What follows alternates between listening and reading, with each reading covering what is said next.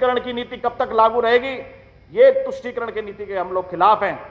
उन्होंने जो आरक्षण दिया दूसरे लोगों को, वो बाबा साहब के मूल संविधान के खिलाफ था।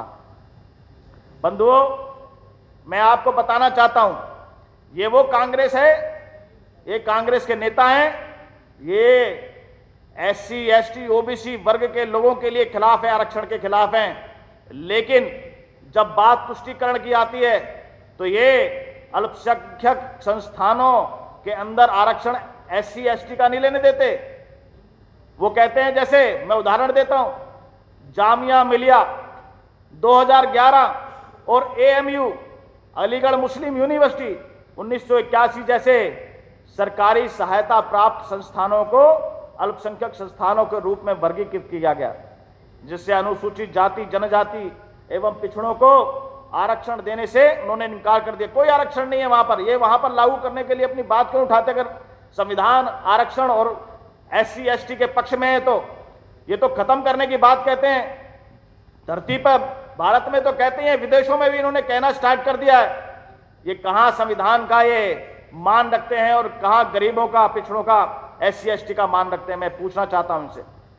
93 संशोधन, संवैधानिक संशोधन 2005 के तहत अल्पसंख्यक संस्थानों को आरक्षण प्रदान करने से इन्होंने छूट दी गई। एक कदम इससे आगे बढ़कर सैकड़ों संस्थानों से पिछड़े समुदायों के अधिकार छीन लिए गए।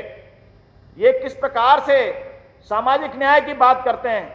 ये सामाजिक न्याय की बात नहीं करते, सिर्फ बहकाने, फुसलाने, भ्रष्टाचार और झूठ फरेब की राजनीति करना चाहते हैं।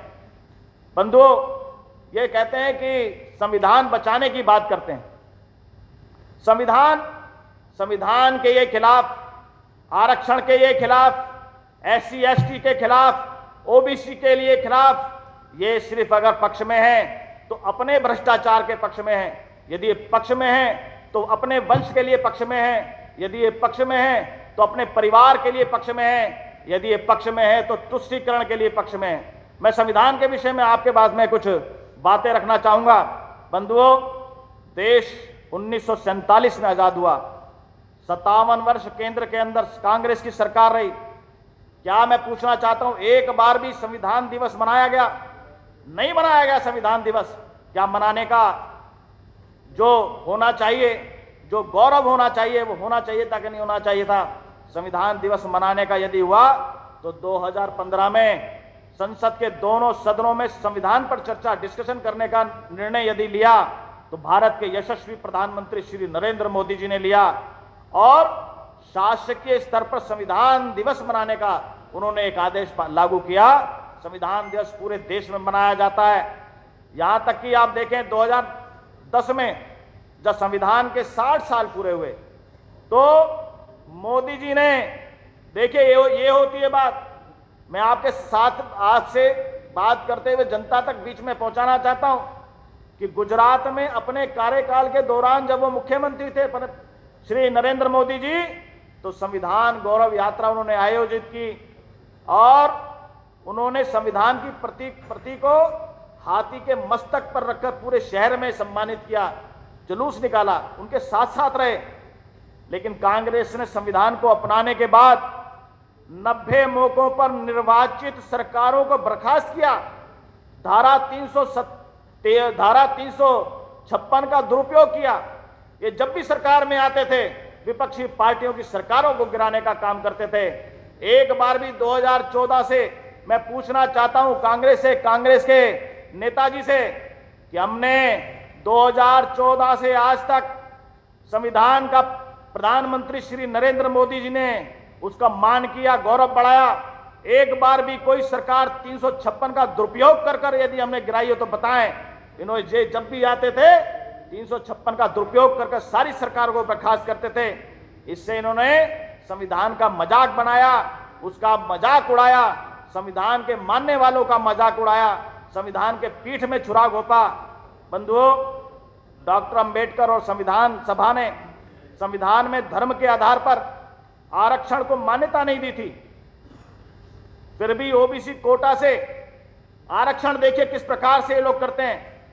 आंध्र प्रदेश में 4%, केरल में 8% और तमिलनाडु में 3.5% आरक्षण इन्होंने मुस्लिम समुदाय को देकर दिया है, जो कि संविधान का उल्लंघन किया है। बंधुओं, तुष्टीकरण की नीति जो है हम उसके खिलाफ हैं।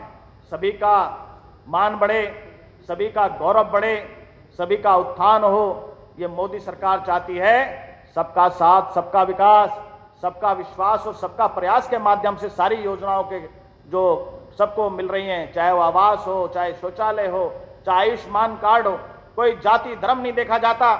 हम उस पार्टी से जुड़े हुए, हमें गौरव है, गर्व है कि हम भारतीय जनता पार्टी से जुड़े हैं। हमारे नेता श्री नरेंद्र मोदी जी हैं। इन्होंने बार बार डॉक्टर अंबेडकर जी का अपमान किया। इन्होंने संसद में तेल चित्र नहीं लगाया और भारत रत्न भी नहीं दिया। पूर्व प्रधानमंत्री श्री अटल बिहारी वाजपेयी जी ने कल्याण मंत्रालय था उसका, उस समय उसको सामाजिक न्याय और अधिकारिता मंत्रालय दिया। तेल चित्र भी हमारे माध्यम से लगा, हमारी सरकारों में लगा, और भारत रत्न भी भारतीय जनता पार्टी के सरकारों में जो सरकार थी उस समय हमसे जो सहयोगी सरकारें थी उसके अंदर भारत रत्न दिया। बंधुओं, एक असमान समाज में जहां अनुसूचित जाति, अनुसूचित जनजाति और पिछड़ा वर्ग अभी भी ऐतिहासिक अक्षमताओं से पीड़ित है, बहुत सामाजिक, आर्थिक, अनेक प्रकार की अक्षमताएं हैं, उससे पीड़ित है, उबरने का काम कर रहे हैं। वो भाजपा की सरकार, चाहे वो केंद्र की हो, जहां भाजपा की राज्य सरकार है, वो इसके अंदर आगे बढ़ाने का काम कर रही है। वे चाहते हैं, एससी वर्ग चाहता है कि वह सामाजिक न्याय और उनका सशक्तिकरण हो, ना कि केवल कल्याण से काम नहीं चलेगा। उनको योजना उन तक पहुंचे, चाहे वो किसी भी माध्यम से पहुंचे, और वो मोदी सरकार दे रही है।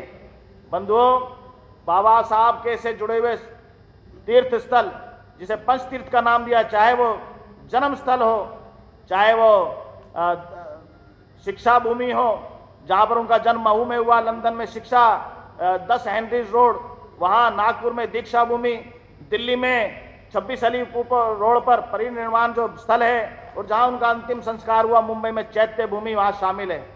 वहां आप देखें कि इंदू मील, वहां पर उसको खरीदकर वहां पर विश्व की सबसे ऊंची मूर्ति लगाने का काम, वहां पर बाबा साहब अम्बेडकर जी का मूर्ति लगाने का काम चल रहा है।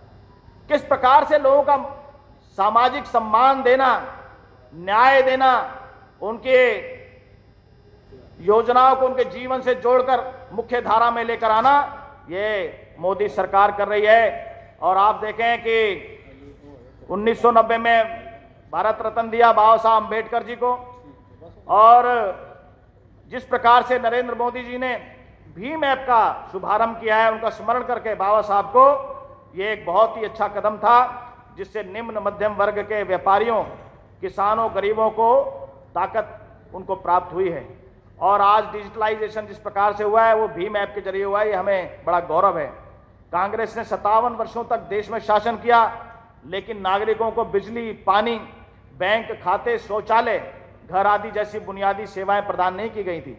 हमारी भाजपा की सरकार ने पिछले 10 वर्षों में बाबा साहब के सामाजिक और आर्थिक लोकतंत्र के दृष्टिकोण को पूरा करने का प्रयास किया है।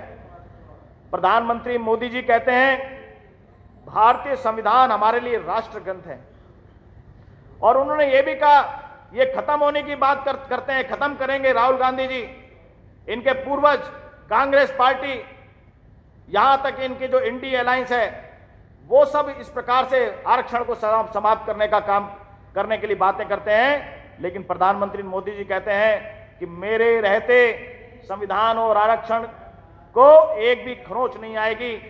उन्होंने ये भी कहा है कि कांग्रेस के लिए संविधान राजनीतिक साधन हो सकता है, लेकिन हमारे लिए संविधान श्रद्धा और आस्था का केंद्र है।